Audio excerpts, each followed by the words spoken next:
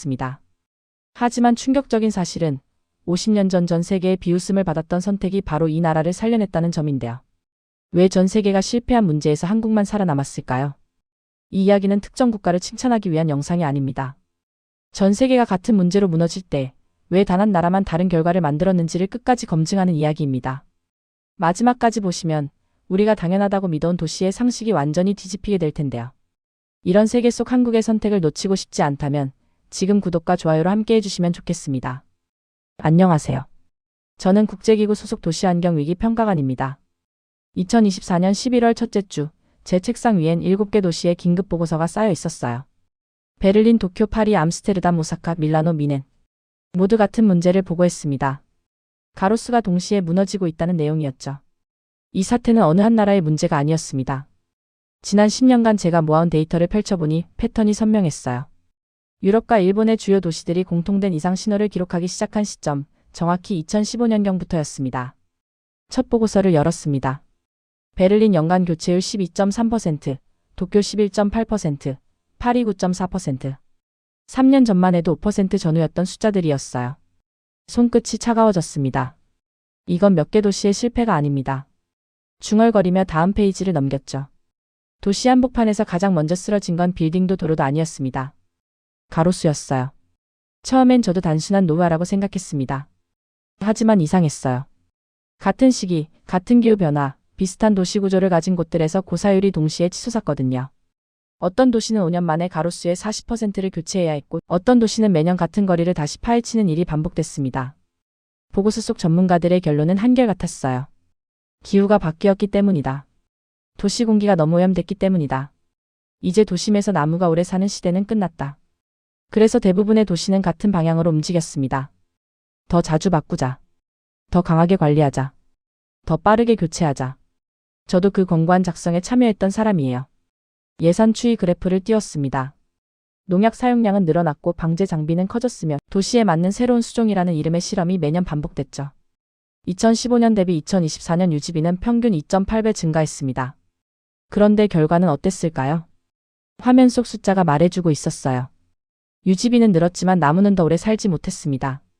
알레르기 민원은 줄지 않았고 도시들은 점점 나무를 자산이 아닌 부담으로 인식하기 시작했죠. 의자에 깊이 앉았습니다. 뭔가 근본적으로 잘못됐다는 생각이 들었어요. 기술은 발전했는데 나무는 더 빨리 죽었습니다. 암스테르담 보고서를 펼쳤습니다. 개량 품종 도입 후 3년 만에 병충해가 이전보다 2배 증가했다는 기록이 있었어요.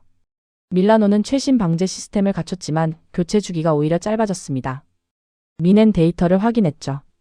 20년 전 심은 가로수 중 현재까지 남은 비율 18%. 오사카는 더 심각했어요. 12%였습니다. 숫자를 보고 또 봤습니다. 틀린 데이터가 아니었어요. 우리가 권장한 방식을 충실히 따른 도시일수록 결과가 더 나빴습니다. 그때 책상 위 전화기가 울렸어요. 본부장이었습니다. 긴급 태스크포스 구성합니다. 원인 규명하세요. 짧은 지시였지만 무게가 달랐습니다. 이건 단순한 도시관리 실패가 아니었어요. 우리가 지난 30년간 세계 표준으로 만들어온 시스템 전체가 의심받는 순간이었죠. 보고서를 덮었습니다. 창밖으로 보이는 거리의 가로수들이 갑자기 불안하게 느껴졌어요. 저 나무들도 언젠가 이 보고서 속 숫자가 될 거라는 생각이 들었습니다. 커피를 한 모금 마셨어요. 쓴맛이 입안에 퍼졌습니다. 대체 뭐가 잘못된 걸까? 중얼거리며 노트북을 열었습니다.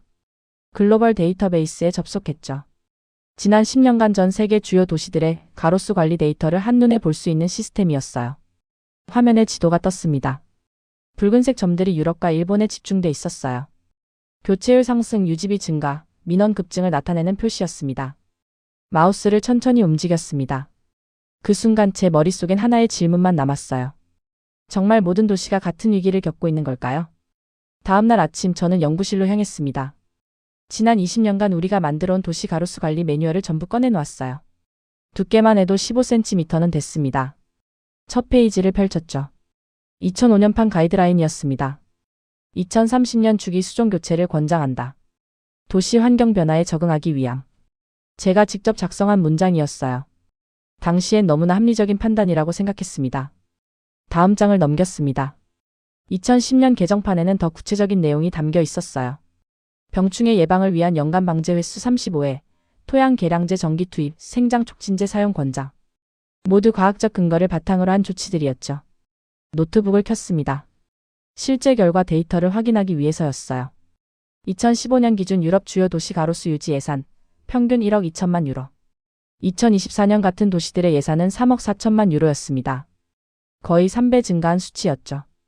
기술은 발전했는데 나무는 더 빨리 죽었습니다. 중얼거리며 다음 데이터를 열었어요. 베를린의 경우를 자세히 들여다봤습니다. 2016년 내한성 강화 개량 품종 도입. 최신 유전자 분석 기반으로 선별한 수종이었어요. 3년간 생존율 목표 95%. 실제 결과는 72%였습니다. 파리 데이터를 확인했죠. 2018년 AI 기반 병충해 예측 시스템 가동. 예방적 방제로 피해를 최소화한다는 계획이었어요. 하지만 2021년 보고서를 보니 병충해 발생 빈도가 오히려 1.8배 증가했습니다. 손가락이 멈췄어요. 도쿄 사례였습니다. 2017년부터 3년간 총 48억 엔을 투입해 스마트 가로수 관리 시스템을 구축했습니다. 실시간 수분 모니터링, 자동 영양 공급, 온도 조절 시스템까지 갖췄죠. 결과는 어땠을까요? 교체 주기가 25년에서 18년으로 단축됐습니다. 의자에 기댔어요. 숫자들이 말하고 있었습니다. 우리가 옳다고 믿었던 모든 방법이 실패했다고요. 왜지? 매뉴얼을 다시 펼쳤습니다. 2015년 특별 권고안이 눈에 들어왔어요. 기후변화 대응 수종 다양화 전략이라는 제목이었죠. 내용은 간단했습니다. 단일 수종 의존도를 낮추고 35년마다 신규 품종을 시험 도입하라는 것이었어요. 리스크 분산 차원의 조치였습니다. 실행 결과 보고서를 열었습니다. 암스테르담이 이 전략을 가장 적극적으로 따른 도시였어요. 2015년부터 2024년까지 총 17개 신규 수종 도입. 매년 평균 23개 품종을 교체하며 적응도를 테스트했습니다. 과학적이고 체계적인 접근이었죠. 그런데 2024년 현재 암스테르담의 가로수 생존율은 61%였습니다. 10년 전보다 23% 하락한 수치였어요. 화면을 스크롤했습니다. 밀라노, 미넨, 오사카 모두 비슷한 패턴을 보였어요. 적극적으로 개입할수록 더 자주 바꿀수록 결과는 더 나빠졌습니다. 커피를 한 모금 마셨죠. 식어 있었습니다. 연구실 벽에 걸린 2010년 국제학회 사진이 보였어요. 제가 기조 연설을 하던 날이었습니다. 연단 뒤 슬라이드에 큰 글씨가 보였죠. 적응적 관리 어댑티브 매너지먼트 마이너스 변화에 대응하는 능동적 개입.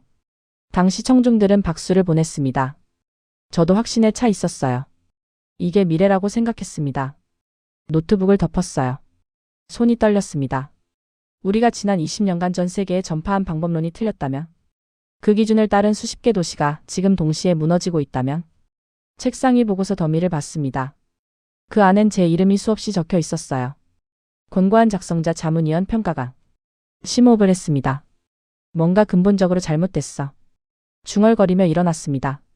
창밖을 봤어요. 연구실 앞 가로수가 보였습니다. 5년 전 심은 나무였죠. 잎이 듬성듬성했습니다. 그 순간 깨달았어요. 우리는 나무를 관리한 게 아니라 통제하려 했던 겁니다. 일주일 동안 저는 글로벌 데이터를 샅샅이 뒤졌습니다. 혹시 우리가 놓친 성공 사례가 있는지 확인하기 위해서였어요. OECD 37개국 데이터를 전부 열었습니다. 가로수 교체율, 유지비 증가율, 민원 발생 건수, 생존율 변화 추이.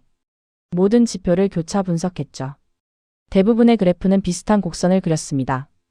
2015년 이후 급격한 악화. 그런데 화면을 스크롤하던 중 이상한 점 하나를 발견했어요.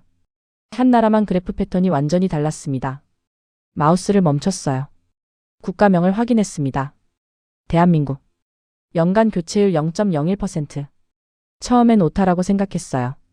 소수점 위치가 잘못됐거나 단위를 잘못 입력한 거라고요. 데이터 출처를 확인했습니다. 한국산림청 공식 통계였어요. 2015년부터 2024년까지 10년간 일관된 수치였습니다. 말이 안 돼. 중얼거리며 계산기를 두드렸습니다. 0.01% 교체율이면 전체 가로수를 한 번 교체하는데 1만 년이 걸린다는 뜻이었어요. 다른 지표를 열었습니다. 가로수 관련 민원 발생 건수. OECD 평균 대비 72% 낮았습니다. 유지비 증가율은 거의 제로에 가까웠죠. 손끝이 차갑게 식었어요. 이 수치는 설명이 필요합니다. 책상 서랍에서 USB를 꺼냈습니다. 5년 전 아시아 도시조사 때 받았던 자료가 담겨 있었어요.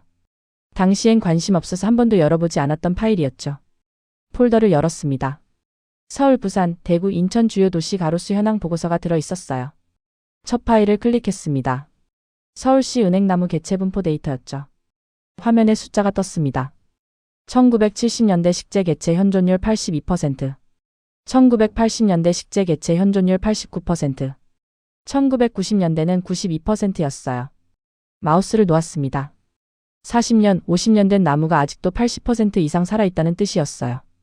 우리 이론대로라면 이미 23번은 교체됐어야 할 나무들이었습니다. 다음 파일을 열었습니다. 수종 구성 비율 변화 추이였어요. 1975년 서울시 주요 가로수 은행나무 68%, 플라타너스 22%, 기타 10%. 2024년 서울시 주요 가로수 은행나무 71%, 플라타너스 19%, 기타 10%. 50년 동안 비율이 거의 안 바뀌었습니다. 이게 가능한 일인가? 의자에서 일어났어요. 연구실을 왔다 갔다 하며 생각했습니다. 세계 표준은 2030년 주기 교체였어요. 수종 다양화를 통한 리스크 분산이 원칙이었죠. 그런데 한국은 50년 가까이 같은 나무를 그대로 뒀습니다. 상식적으로 이해가 안 됐어요. 노트북으로 돌아왔습니다. 한국 데이터를 더 찾아봤죠. 부산 자료를 열었습니다. 1980년대 식재 은행나무 평균 수령 44년. 병충해 발생률 3.2%. 교체 필요 판정 개체 비율 1.8%. 대구 데이터도 비슷했습니다. 인천도 마찬가지였어요. 화면을 뚫어지게 봤습니다.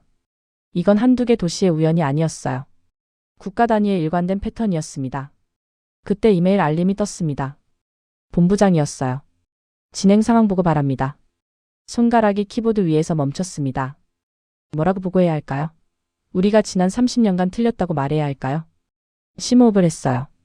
보고서 파일을 새로 만들었습니다. 제목을 입력했죠. 글로벌 가로수 위기 원인 분석 중간보고 마이너스 이상 사례 발견. 본문에 한국 데이터를 붙여넣기 시작했습니다. 그런데 타이핑하던 손이 자꾸 멈췄어요. 이 숫자들을 보낸다는 건 우리 시스템 전체를 의심하겠다는 뜻이었습니다. 하지만 숫자는 거짓말하지 않았어요. 마지막 문장을 입력했습니다. 한국 사례 직접 조사 필요. 현장 방문 승인 요청. 전송 버튼에 커서를 올렸습니다. 잠시 망설였죠. 클릭했습니다. 화면에 전송 완료 메시지가 떴어요. 창밖을 봤습니다.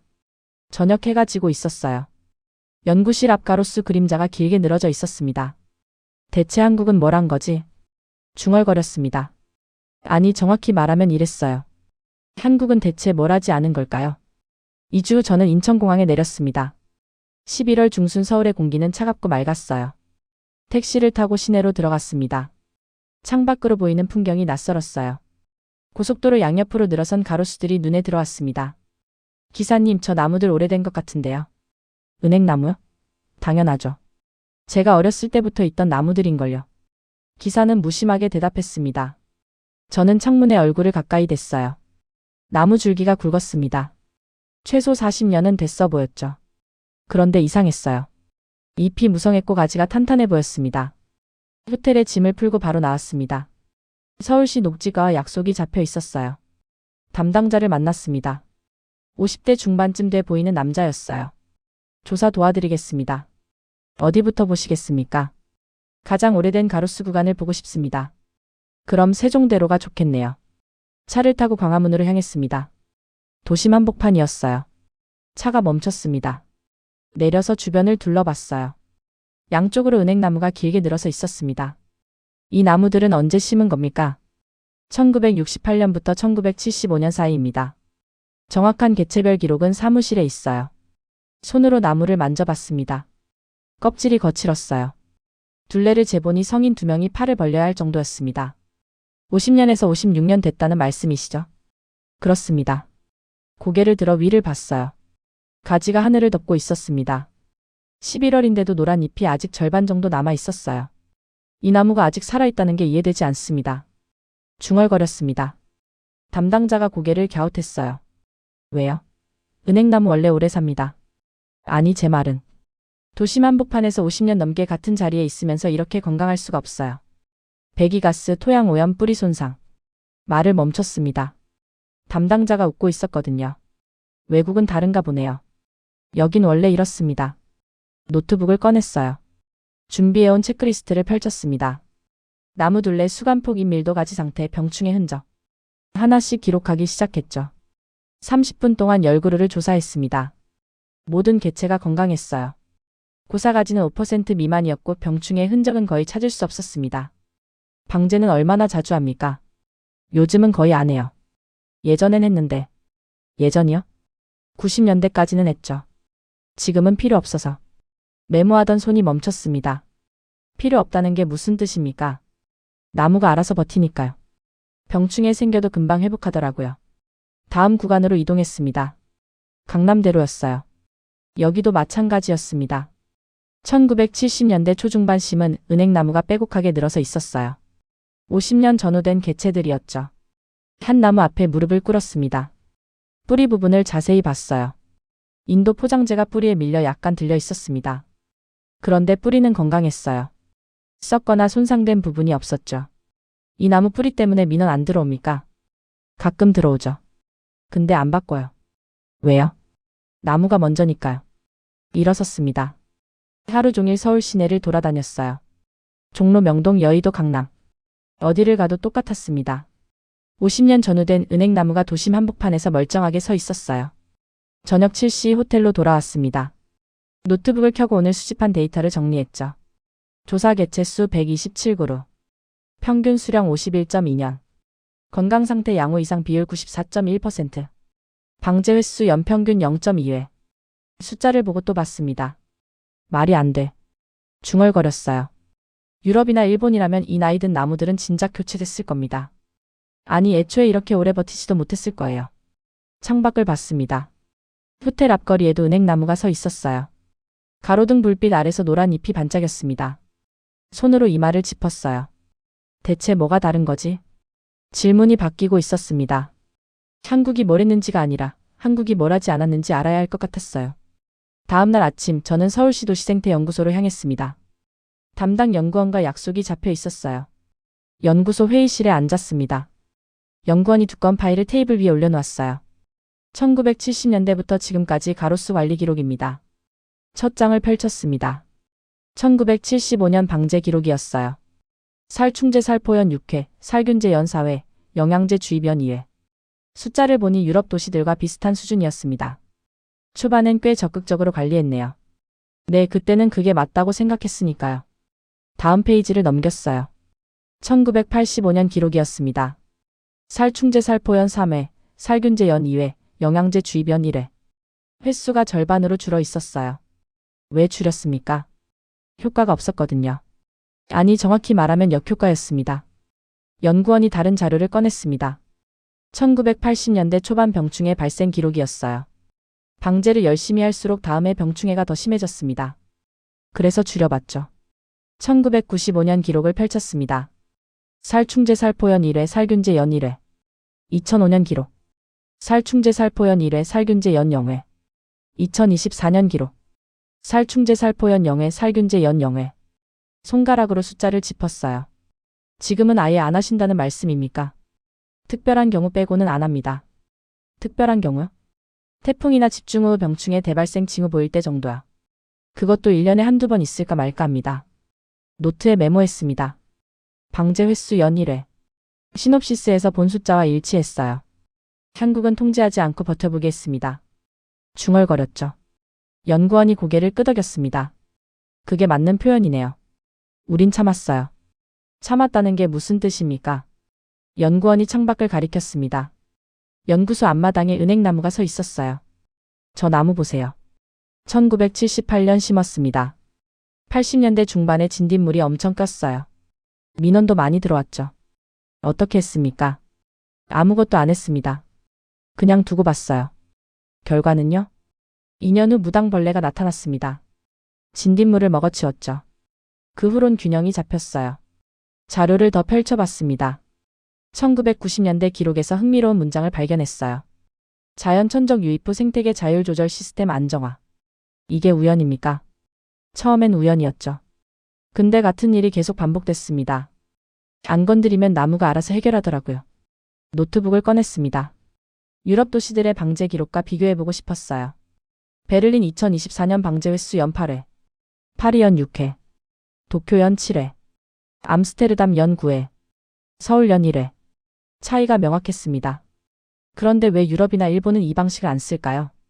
연구원이 웃었습니다. 못 참으니까요. 민원 들어오면 바로 조치해야 한다고 생각하죠. 우리도 예전엔 그랬어요. 언제부터 바뀐 겁니까? 90년대 중반쯤이요. 돈이 없었거든요. 방제할 예산이 부족했습니다. 메모하던 손이 멈췄어요. 예산 부족이 원인이었습니까? 처음엔 그랬죠. 근데 결과를 보니 오히려 나무가 더 건강해졌어요. 그래서 의도적으로 안 하게 됐습니다. 다른 자료를 요청했습니다. 토양 개량제나 생장 촉진제 사용 기록이었어요. 1980년대 연 2회 투입, 1990년대 연 1회, 2000년대 이후 거의 없음. 영양제도 안 주십니까? 나무가 필요로 하지 않아요. 토양에서 알아서 찾아 먹습니다. 창밖에 은행나무를 봤습니다. 46년 된 나무라고 했어요. 잎이 무성했습니다. 결국 한국은 나무를 내버려뒀다는 거군요. 내버려뒀다기보다는 연구원이 잠시 생각하더니 말했습니다. 기다렸다고 하는 게 맞겠네요. 그 말이 귓가에 맴돌았어요. 기다렸다. 유럽과 일본은 개입했고 한국은 기다렸습니다. 그 차이가 50년 후 이렇게 다른 결과를 만들었어요. 연구소를 나왔습니다. 거리를 걸으며 주변 은행나무들을 다시 봤어요. 모든 나무가 조용히 서 있었습니다. 아무도 건드리지 않았기에 스스로 강해졌던 거예요. 호텔로 돌아와 노트를 펼쳤습니다. 마지막 줄에 한 문장을 적었어요. 관리하지 않는 것이 최고의 관리였다. 사흘째 되는 날 저는 국립산림과학원을 방문했습니다. 한국의 가로수 정책을 총괄하는 곳이었어요. 회의실에서 책임자를 만났습니다. 60대 초반으로 보이는 남자였어요. 30년 넘게 이 일을 해왔다고 했습니다. 한국은 왜 수종을 바꾸지 않았습니까? 단도직입적으로 물었어요. 책임자가 잠시 생각하더니 대답했습니다. 바꿀 이유가 없었으니까요. 하지만 세계 표준은 2030년 주기 교체입니다. 리스크 분산 차원에서요. 압니다. 그 권고안 저희도 받았어요. 90년대 중반쯤이었죠. 그런데 왜 안 따랐습니까? 책임자가 창밖을 가리켰습니다. 과학원 앞마당에 은행나무가 서 있었어요. 저 나무 보세요. 1972년 심었습니다. 52년 됐죠. 멀쩡합니다. 그게 이유입니까? 네. 멀쩡한 걸 왜 바꿉니까? 노트북을 열었습니다. 준비해온 자료를 보여줬어요. 유럽과 일본은 기후변화, 병충해 증가, 도시 환경 악화를 이유로 수종을 계속 바꿨습니다. 그게 과학적 접근이라고 생각했죠. 결과는 어땠습니까? 실패했습니다. 그럼 됐네요. 짧은 대답이었어요. 하지만 무게가 있었습니다. 자료를 더 꺼냈습니다. 한국의 수종 구성 변화 추이였어요. 1975년 서울 은행나무 비율 68%, 2024년 71%. 거의 안 바뀌었습니다. 우린 나무에게 시간을 줬을 뿐입니다. 책임자의 말에 손이 멈췄어요. 시간요? 나무가 도시에 적응하는데 시간이 필요합니다. 10년, 20년으로는 부족해요. 30년, 40년, 50년 지나야 진짜 적응이 됩니다. 다른 자료를 요청했습니다. 세대별 생존율 데이터였어요. 화면에 그래프가 떴습니다.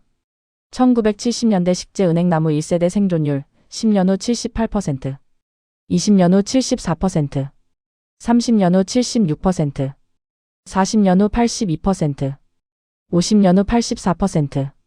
왜 시간이 지날수록 생존율이 올라갑니까? 적응했으니까요. 배기가스, 토양 오염, 뿌리 제약. 처음엔 힘들어했죠. 근데 버티면서 적응했습니다. 1980년대 식재 2세대 데이터를 봤어요.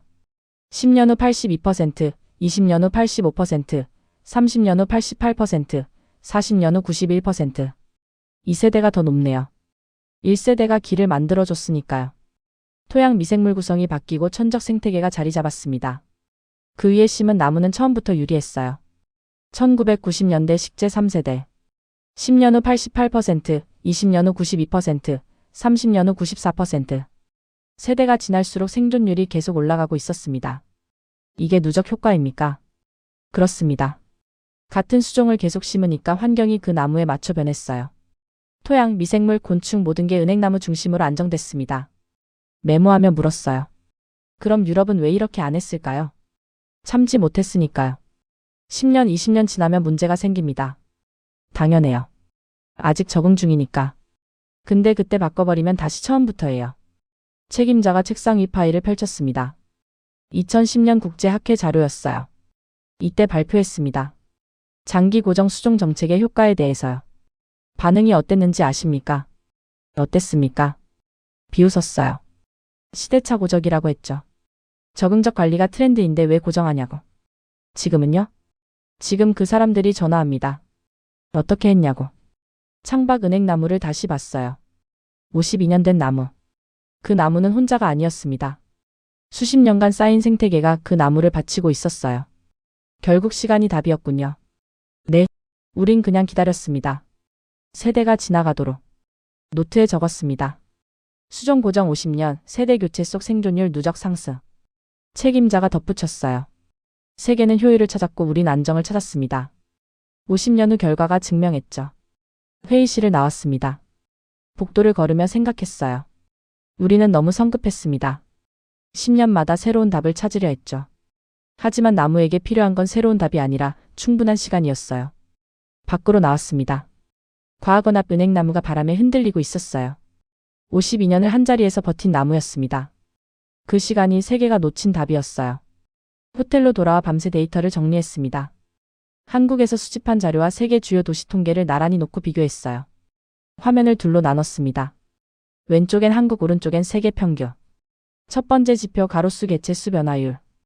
2000년 대비 2024년 서울 23.4%, 부산 18.7%, 대구 21.2%, 전국 평균 20.8%. 같은 기간 베를린 마이너스 32.1%, 파리 마이너스 28.4%, 도쿄 마이너스 35.7%, 암스테르담 마이너스 31.8%, OECD 주요 도시 평균 마이너스 30.2%. 손가락이 멈췄습니다. 세계 평균 마이너스 30% 이상, 한국 20% 이상. 중얼거렸어요. 50%포인트가 넘는 차이였습니다. 두 번째 지표 50년 이상 개체 비율.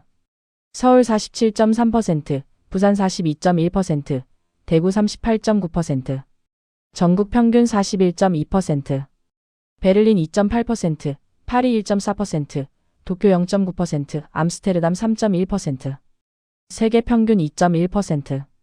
키보드에서 손을 떼고 의자에 기댔습니다. 한국은 절반 가까이가 50년 이상 된 나무였어요. 세계는 2%였습니다. 세 번째 지표 연간 유지비 증가율. 2015년 대비 2024년 서울 3.2%, 전국 평균 2.8%. 같은 기간 베를린 187%, 파리 165%, 도쿄 198%, 암스테르담 212%. 세계 평균 183%. 말도 안 돼. 일어나서 창밖을 봤습니다. 새벽 4시였어요. 거리에 가로등 아래 은행나무가 보였습니다. 다시 앉아 네 번째 지표를 열었어요. 교체 주기. 한국 평균 92.3년. 실제 교체율로 계산한 수치였습니다. 세계 평균 18.7년. 다섯 번째 지표 병충해 방제 비용. 서울 연간 가로수 한 그루당 평균 2,300원. 전국 평균 2,800원. 베를린 한 그루당 평균 47유로 약 68,000원. 파리 52유로 약 75,000원. 도쿄 6,200엔 약 58,000원. 세계 평균 약 65,000원. 한국의 23배였습니다. 엑셀 시트를 새로 만들었어요. 종합 비교표를 작성했습니다. 개체수 변화 한국 20.8% vs 세계 마이너스 30.2%. 50년 이상 개체 한국 41.2% vs 세계 2.1%. 유지비 증가 한국 2.8% vs 세계 183%. 교체 주기 한국 92.3년 vs 세계 18.7년. 방제 비용 한국 2,800원 vs 세계 65,000원. 모든 지표가 정반대 방향을 가리키고 있었습니다. 커피를 마셨어요. 식어 있었습니다. 그래프를 그렸습니다. 1970년부터 2024년까지 가로수 개체군 변화 추이였어요. 한국 곡선은 완만하게 상승했습니다. 2000년 이후 가속도가 붙었어요. 세계 평균 곡선은 2000년까지 유지되다가 2010년 이후 급격히 하락했습니다. 두 선이 교차한 시점은 2008년이었어요. 이건 성공이 아니라 방향의 차이입니다. 중얼거리며 보고서 초안을 작성하기 시작했습니다. 제목을 입력했어요. 가로수 위기의 진짜 원인 시스템 비교 분석. 서론을 썼습니다. 본 조사 결과 세계 주요 도시의 가로수 붕괴는 기후변화나 환경오염 때문이 아니다. 관리 방식의 근본적 오류 때문이다. 손이 멈췄어요. 이 문장을 쓴다는 건 제가 참여했던 모든 권고안을 부정하는 것이었습니다. 심호흡을 했습니다. 계속 썼어요. 한국은 50년간 수종을 고정했고 세계는 20년마다 바꿨다. 한국은 방제를 최소화했고 세계는 강화했다. 한국은 기다렸고 세계는 개입했다. 결과는 명확하다. 개입할수록 실패했고 기다릴수록 성공했다. 타이핑을 멈추고 화면을 봤습니다. 30년 경력이 무너지는 순간이었어요. 하지만 숫자는 거짓말하지 않았습니다. 마지막 문단을 입력했습니다.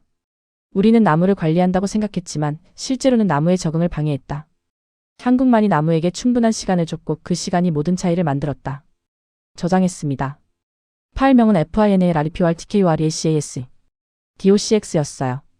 창밖이 밝아오고 있었습니다. 거리의 은행나무가 아침 햇살을 받고 있었어요. 52년 된 나무. 세계가 버린 시간 동안 한국이 지켜낸 시간. 그 시간의 무게를 이제야 알 것 같았습니다. 노트북을 닫았어요. 보고서는 완성됐습니다. 이제 본부에 보낼 차례였어요. 하지만 잠시 망설였습니다. 이 보고서가 세상에 나가면 모든 게 바뀔 거라는 걸 알았으니까요. 일주일 후 저는 제네바 본부 대회의실에 서 있었습니다. 37개국 대표들이 모여 있었어요. 스크린에 제 보고서 제목이 떠올랐습니다. 가로수 위기의 진짜 원인 장기 고정 생태 모델의 재발견. 프레젠테이션을 시작했어요. 지난 3주간 한국을 조사했습니다. 결론부터 말씀드리겠습니다. 우리가 지난 30년간 권장한 방법론은 틀렸습니다. 회의실이 조용해졌어요. 첫 번째 슬라이드를 넘겼습니다. 한국과 세계의 개체수 변화 그래프였어요. 한국은 지난 24년간 가로수가 20.8% 증가했습니다. 같은 기간 우리는 30.2% 감소했습니다. 손을 들고 질문하는 사람이 있었어요. 독일 대표였습니다. 한국이 특별한 신기술을 도입한 겁니까? 아닙니다. 오히려 반대입니다. 두 번째 슬라이드. 방제 횟수 비교표였어요. 한국은 연평균 1회 방제합니다. 우리는 평균 7회 이상입니다. 한국은 50년간 수종을 거의 바꾸지 않았습니다. 우리는 20년마다 바꿨습니다. 일본 대표가 말했어요. 그럼 한국은 그냥 방치한 겁니까? 방치가 아니라 기다림입니다. 세 번째 슬라이드를 띄웠어요. 세대별 생존율 그래프였습니다. 나무가 도시에 적응하는 데는 최소 30년에서 50년이 필요합니다. 우리는 20년마다 리스트했고 한국은 50년을 기다렸습니다. 프랑스 대표가 손을 들었어요. 그 시간 동안 민원은 어떻게 처리했습니까? 감수했습니다. 은행나무 냄새 민원, 낙엽 민원, 뿌리 민원. 모두 참았습니다. 한 달의 불편보다 11개월의 혜택이 크다고 판단했습니다. 네 번째 슬라이드. 비용 비교표였어요. 한국의 가로수 한 그루당 연간 유지비는 우리의 23분의 1입니다. 교체 주기는 500입니다. 생존율은 20%포인트 높습니다. 회의실이 술렁였어요. 다섯 번째 슬라이드를 넘겼습니다. 2008년 교차점 그래프였어요. 2008년 한국과 세계의 가로수 개체수가 교차했습니다. 그 16년간 우리는 계속 떨어졌고 한국은 계속 올라갔습니다. 영국 대표가 물었어요. 왜 우린 이 방법을 몰랐습니까? 알았습니다. 2010년 한국이 국제학회에서 발표했습니다. 우리가 비웃었습니다. 화면을 바꿨어요. 마지막 슬라이드였습니다. 도시는 나무를 버리지 않았고 나무는 도시를 살렸습니다. 잠시 침묵이 흘렀어요. 그리고 본부장이 일어났습니다. 평가관 권고안이 있습니까? 있습니다. 준비한 문서를 스크린에 띄웠어요. 첫째, 2030년 수종 교체 권고를 철회합니다. 둘째, 장기 고정 생태 모델을 새로운 국제 표준으로 채택합니다. 셋째, 방제 최소화 원칙을 도입합니다. 넷째, 이미 심은 나무는 최소 50년 유지를 권장합니다. 다섯째, 한국 사례를 글로벌 모델로 공유합니다. 회의실 곳곳에서 고개가 끄덕여졌어요. 본부장이 말했습니다. 표결하겠습니다. 이 권고안 채택에 찬성하시는 분? 손이 하나둘 올라갔습니다. 결국 만장일치였어요. 채택되었습니다. 회의가 끝나고 밖으로 나왔어요. 제네바의 거리를 걸었습니다. 가로수가 보였어요. 20년쯤 된 나무였습니다. 잎이 듬성듬성했어요. 이제 너도 오래 살 수 있어. 중얼거렸습니다. 저녁에 호텔로 돌아와 노트북을 켰어요. 한국연구원에게 이메일을 보냈습니다. 오늘 국제 표준이 바뀌었습니다. 한국 방식이 세계 표준이 됐습니다. 감사합니다. 답장이 곧 왔어요. 우린 그냥 바꾸지 않았을 뿐입니다. 창밖을 봤습니다. 제네바 거리의 가로수가 바람에 흔들리고 있었어요. 50년 후 이 나무들도 서울처럼 될 수 있을 겁니다. 세계가 비웃었던 선택. 바꾸지 않는다는, 기다린다는, 참는다는 선택. 그 선택을 끝까지 지켜낸 나라만이 도시 생태의 미래를 손에 넣었습니다. 노트를 펼쳤어요. 마지막 페이지에 한 문장을 적었습니다. 가장 느린 길이 가장 빠른 길이었다. 노트를 덮었습니다. 이제 세계는 한국에게 배울 차례였어요.